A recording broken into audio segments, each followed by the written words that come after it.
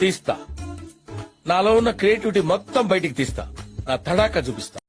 Start చేద్దాం. వస్తున్నాడు అబ్బాయి, వస్తున్నాడు. It's laughing time.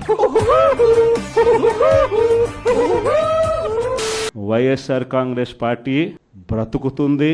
ఎరా వచ్చావా? ఇవాళ కూడా రాకపోతే కనపట్లేదు అని పేపర్లో ఇద్దాం అనుకుంటున్నా. వైఎస్ఆర్ కాంగ్రెస్ పార్టీ ఈ రాష్ట్రాన్ని ఏలుతుంది అని కూడా సందర్భంగా చెప్తాను. మాకు నమ్మకం లేదు దొరా, ఏమనుకో. మరో 30 సంవత్సరాలు ఏళ్తామని కూడా ఈ సందర్భంగా కూడా మరి గట్టిగా కూడా చెప్తాను. కలాం గారు కలలు కనమన్నారు, కథలు మింగమన్నారు.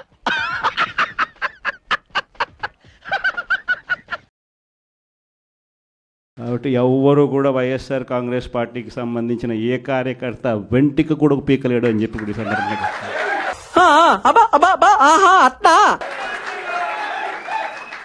ఇది ప్రతి ఒక్కరూ గుర్తుపెట్టుకోండి. ఓకే, నువ్వు ఎట్లా చెప్తే అట్లా. ఏంటి బాబా అన్న, ఇంకోసారి అన్న.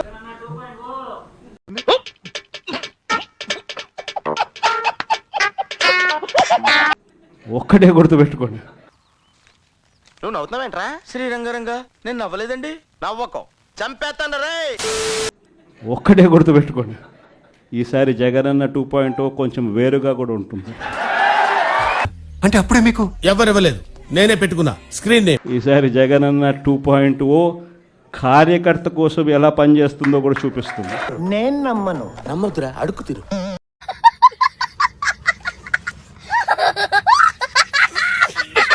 ఎందుకనంటే ఎందుకు జగనన్న 1.0లో బహుశా కార్యకర్తలకి నేను అంత గొప్పగా బహుశా చేయలేకపోయి ఉండొచ్చేమో.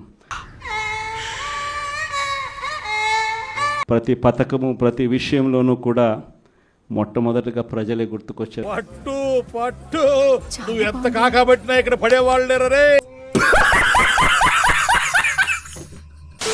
ప్రజలకు మంచి చేయడం కోసమే నా టైం కేటాయించా, నా తాపత్రయపడ్డా, ప్రతి విషయంలోనూ దానికోసమే అడుగులు వేశా. ఇలాంటప్పుడే మనం అడుగు ఆచితూచి వేయాలి. కానీ జగనన్న 2.0కి వచ్చేసరికి మాత్రం చంద్రబాబు నాయుడు కార్యకర్తలకు పెడతా ఉన్న ఇబ్బందులు చూసా. నాకెరక సార్, అసలు నా లైఫ్ లో అలాంటి కొట్టుడే చూడలేదు. అసలు ఒక మాటలో చెప్పాలంటే, ఇన్ని మాటలు చెప్పి ఇంకొక మాట ఏంట్రా? అంటే నాటుగా చెప్పాలంటే కుక్కడు కొట్టాడు కొట్టాడు సార్. కార్యకర్తలు పడతా ఉన్న అవస్థలు చూసా.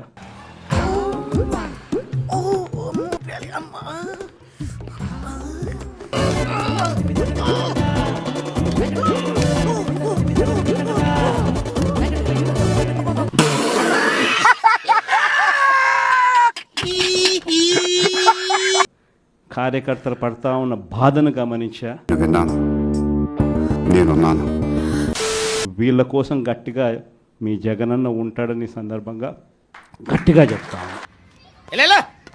ఈరోజు కష్టాలు అనేటివి వస్తాయి. మీ కష్టం పగవాడికి కూడా రాకూడదు గురుగారు. మరేరా, ప్రతిపక్షంలో ఉన్నప్పుడు, రాజకీయాలలో మరీ ముఖ్యంగా ఉన్నప్పుడు ప్రతి ఒక్కరూ కూడా ఒక్కటే గుర్తుపెట్టుకోవాలి. ఏంటి సార్ అది? కష్టం రానిదే సుఖం రాదు.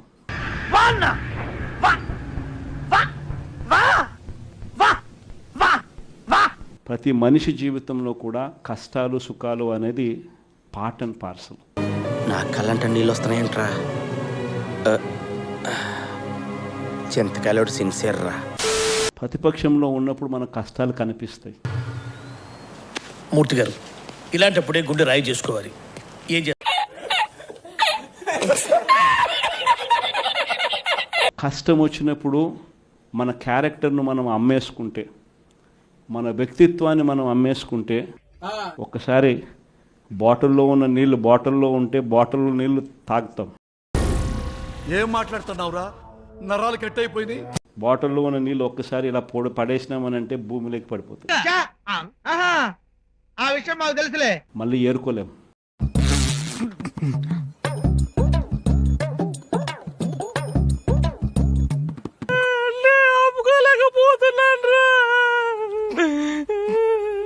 ఆపుకోలేకపోతున్నాను.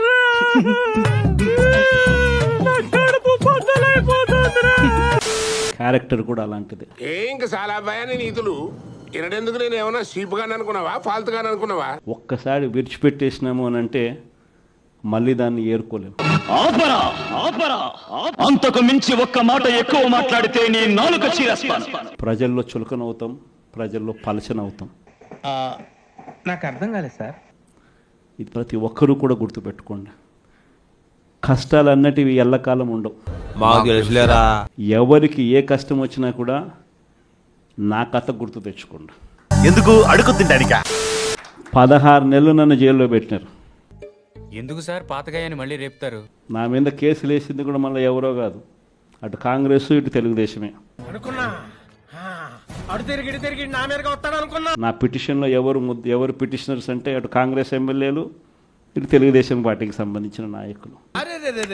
పెద్ద సమస్య వచ్చి పడిందే. కేవలం రాజకీయంగా ఎదుగుతున్నాను అని ఒకే ఒక కారణంతో దొంగ కేసులు బనాయించారు.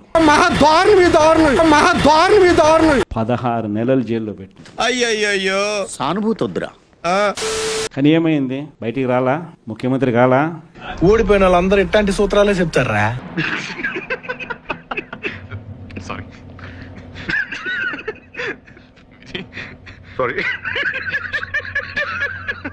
మహా చేస్తే వీళ్ళు ఏం చేయగలుగుతారు? దొంగ కేసులు పెడతారు. వాడు అడగకుండా మీరు ఎందుకండి సలహా ఇవ్వడం? అడగకుండా ఇచ్చేదాన్ని సలహా అంటారు, కెలుక్కుంటే వచ్చేదాన్నే వాసన అంటారు.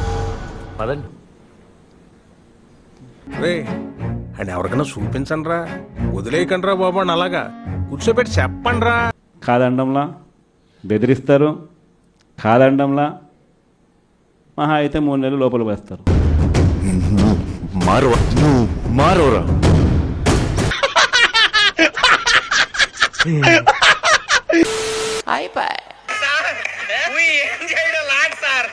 ఈ కార్యక్రమం ఇంతటితో సమాప్తం.